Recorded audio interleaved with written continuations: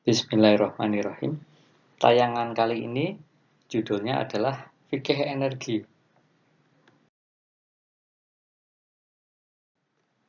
Diriwayatkan dari salah seorang sahabat, Rasulullah Shallallahu Alaihi Wasallam bersabda, manusia berserikat dalam 3 hal: padang rumput, air, dan api. Hadis riwayat Imam Majah, Imam Abu Daud, dan Imam Ahmad bin Hambal. Oleh beberapa pakar keagamaan Islam, yang dimaksud dengan api di sini tidak lain adalah energi, jadi persoalan energi. Di level global maupun nasional, permasalahan energi itu senantiasa menyangkut beberapa hal, seperti konsumsi tinggi, ketersediaan energi fosil atau fossil fuel, ini minyak, batu bara, dan gas itu semakin menurun. Kemudian diversifikasi energi lambat, artinya pengembangan energi baru dan terbarukan itu lambat. Nah, ini adalah diagram untuk arah kebijakan energi nasional gitu ya. Ini data ini dirilis ya tahun 2010 ya, di mana pada tahun tersebut ya, itu komposisi ya penggunaan energi ya, di mana pada gambar atau lingkaran paling besar atau paling kiri ini terlihat bauran energinya itu gas 21%, batu bara 34%, minyak bumi 42%. Nah, kemudian EBT atau energi baru dan terbarukan itu baru 3%. Nah, kemudian diproyeksikan itu pada nanti tahun 2025 ya, di mana ini pada gambar lingkaran yang paling kanan itu diharapkan EBT-nya atau energi baru dan terbarukan yang tadinya hanya 3%, itu kemudian sudah mencapai 25%. Ya. Nah, ini artinya penggunaan energi baru dan terbarukan itu sudah cukup signifikan. Gitu. Nah, kalau sekarang ya pada saat tayangan ini dibuat, yaitu di bulan November tahun 2024, ini kan berarti tinggal setahun lagi nih target ini. Nah, sayangnya penulis itu belum bisa menemukan gitu, secara real ya data-data pada tahun 2024 akhir ini penggunaan EBT atau energi baru dan terbarukan sudah mencapai berapa persen gitu. Apakah sudah lebih dari 20% ya, atau sudah mendekati 25% sebagaimana target ya, atau sesungguhnya masih rendah itu, masih di bawah 20% atau mungkin di bawah 15% ya. Nah, ini perlu penelitian lebih lanjut ini, tingkat pemanfaatan atau penggunaan energi baru dan terbarukan.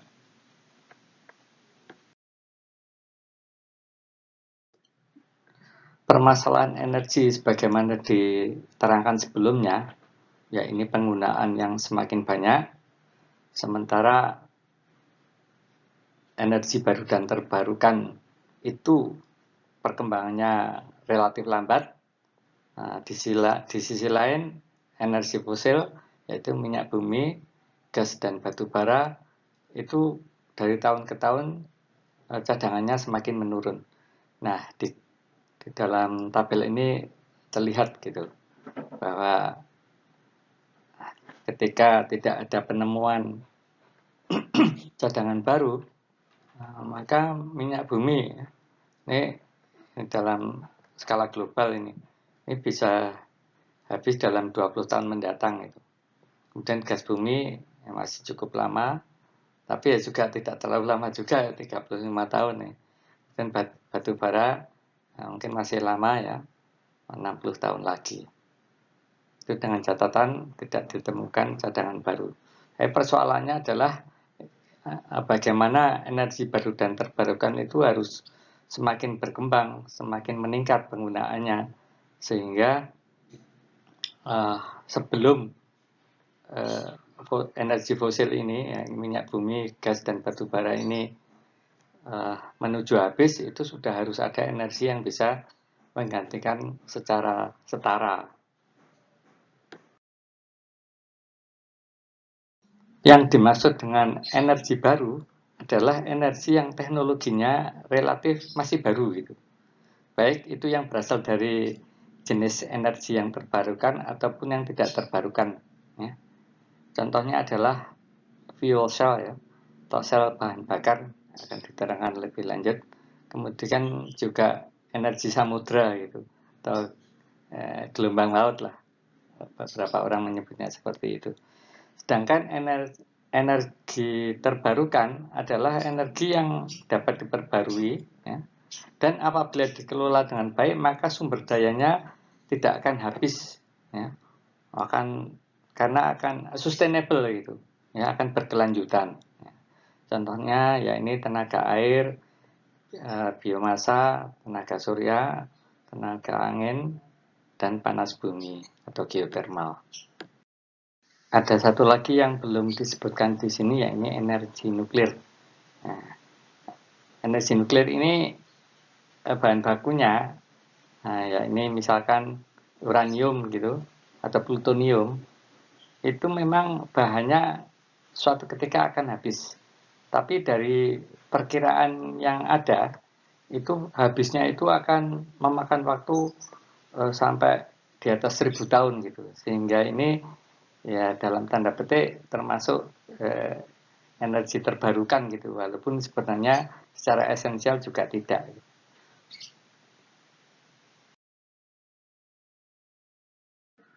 Nah, dari tabel terlihat bahwa potensi dari energi baru dan terbarukan itu sebenarnya cukup besar ya. Namun sejauh ini pemanfaatannya itu memang masih rendah ya. Kita lihat misalkan untuk PLTA ya, itu baru 5%, kemudian geothermal atau panas bumi itu mendekati 4%. Nah ini mini dan mikro hidro ini lumayan besar ya, 14,7%. Biomasa masih sangat rendah. Demikian juga ini data untuk surya dan angin belum didapatkan.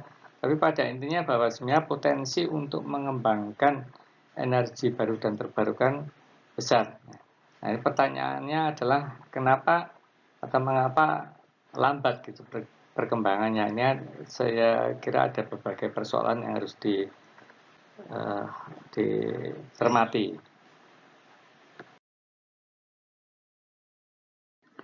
Nah, di sini menjawab pertanyaan tadi ya, kenapa pemanfaatan EBT itu masih relatif rendah ya, dari potensinya gitu. Nah ini ada dua sebab ini, paling tidak ini. Pertama adalah sumber daya energi yang terbarukan itu umumnya sifatnya itu intermittent gitu, artinya tidak acak alias terputus-putus. Nah, kemudian yang kedua adalah dari aspek keekonomian gitu. Pada umumnya teknologi dari energi baru dan terbarukan itu relatif masih mahal gitu. Sehingga kurang dapat bersaing dengan energi yang dihasilkan oleh oleh fossil fuel gitu, seperti minyak bumi, kemudian gas dan batu bara. Energi baru terbarukan untuk menghasilkan energi yang sama itu masih membutuhkan biaya yang lebih besar.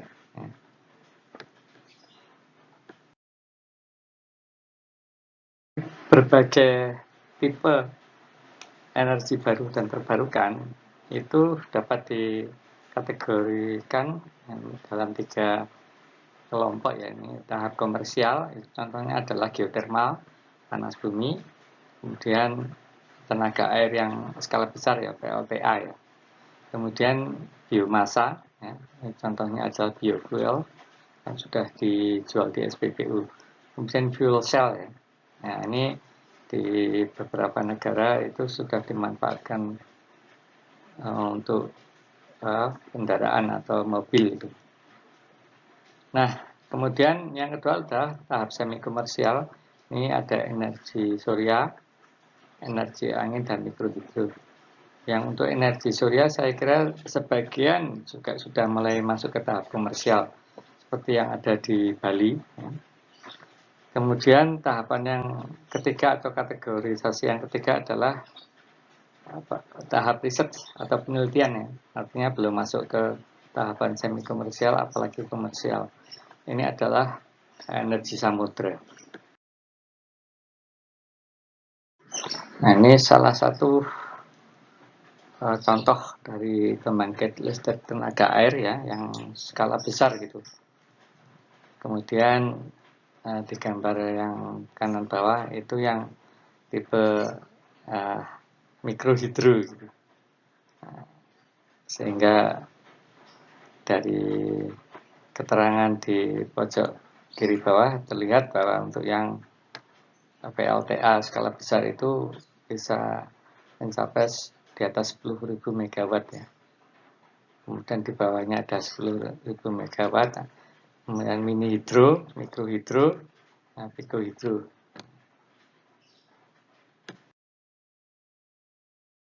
Salah satu pembangkit listrik tenaga surya yang dikembangkan di Bali, ya. Ini kapasitasnya itu mencapai 3,5 megawatt, ya. Ini cukup besar gitu. Sehingga dikatakan mampu menurunkan emisi CO2 itu sekitar 4.000 ton per tahun.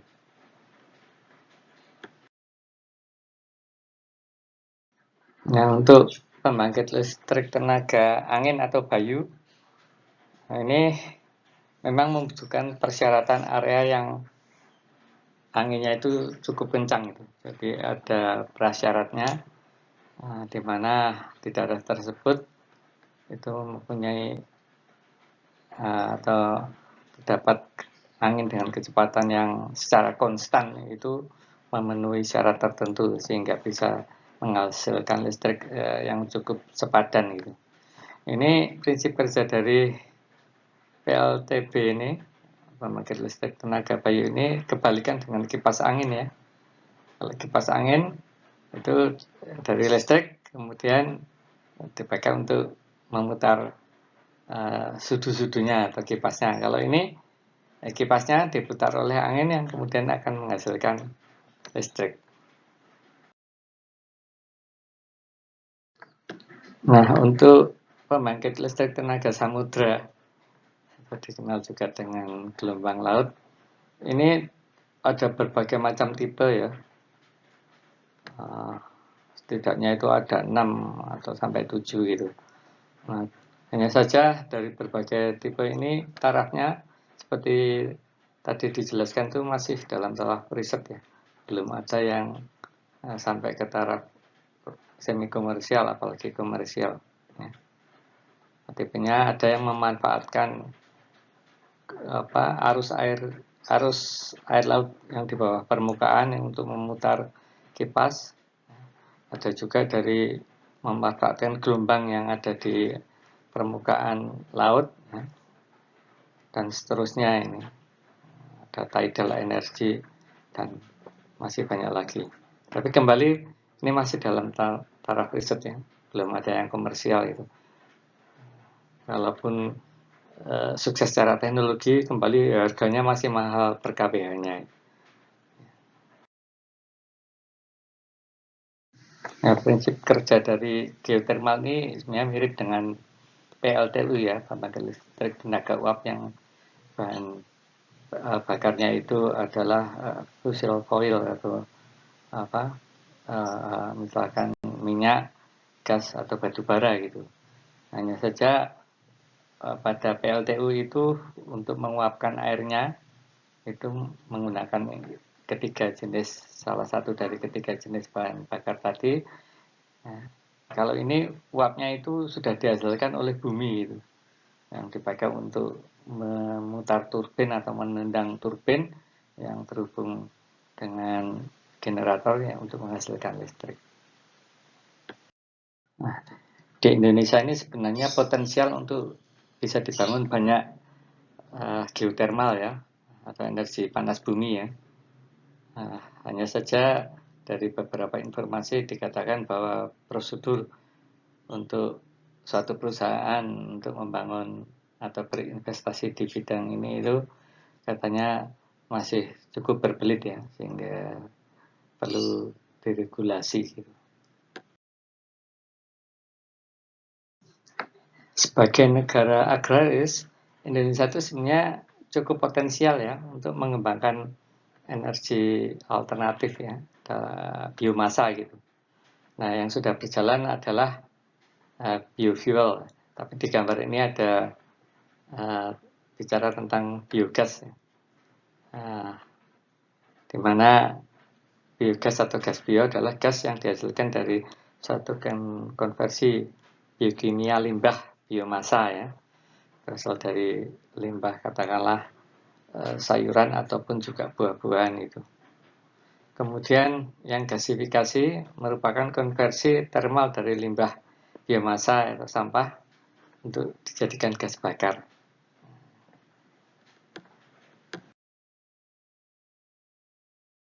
Nah, ini seperti tadi ya, yang termasuk biomasa ini produk biosolar ya. Ini sudah dijual secara komersial ya di Indonesia ya. Kita lihat di SPBU. SPBU itu ada keterangan biosolar gitu.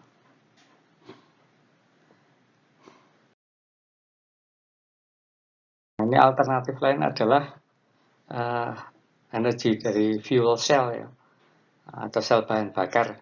Ini biasanya disebut dengan hydrogen fuel cell ya. Artinya bahan bakunya hidrogen yang dipecah, di mana elektronnya itu kemudian akan menghasilkan listrik, kemudian limbahnya dalam bentuk H+H+, ya, 2H+ ini kemudian direaksikan dengan udara, khususnya O2, sehingga menghasilkan limbahnya itu dalam bentuk air. Nah, ini yang sudah melaksanakan adalah atau sudah membuat ya secara komersial itu Toyota, ya, mereknya Toyota Mirai itu sudah dijual secara komersial. Ini mobil dengan bahan bakar hidrogen fuel cell. Nah, bagaimana dengan PLTN ya, pembangkit listrik tenaga nuklir? Nah, ini pada prinsipnya sangat clean, di samping itu juga sangat efisien ya. Hanya saja memang ada risiko manakala dikhawatirkan terjadi kecelakaan nuklir ya, yang pernah terjadi di Chernobyl tahun 84 sama terjadi di Fukushima ya tahun 2012 ya. Tetapi selain ini bahwa energi nuklir ini banyak negara yang sudah melaksanakan ini. Dari tabel tahun 2023 ini banyak sekali ya. Dari Amerika itu punya 93, kemudian Prancis 56, Cina 55, Rusia dan seterusnya. Nah, mengenai kekhawatiran terjadinya kecelakaan di PLTN, ini sebenarnya dari tahun ke tahun itu semakin safe ya. Artinya keselamatannya semakin ditingkatkan ya. Sedemikian sehingga